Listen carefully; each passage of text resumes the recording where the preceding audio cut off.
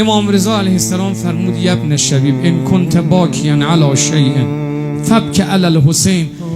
نمیارزه تو عالم آدم برای هیچ کس و هیچ چی گریه کنه جز برای ابی عبدالله. اگرم انسان برای کسانش گریه میکنه، برای مشکلاتش اشک میریزه، بدونه که صبورترین انسان ها در کربلا و تابلوی کربلان، کی صبورتر از زینب؟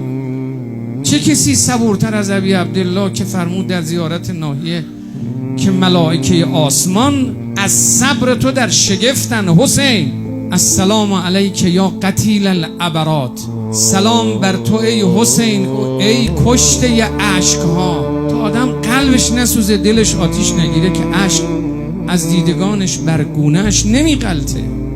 این پیوند زدن عاشورا با دل هاست. فقط تنها راه نجات سوار شدن بر کشتی است که ناخدایش حسینه.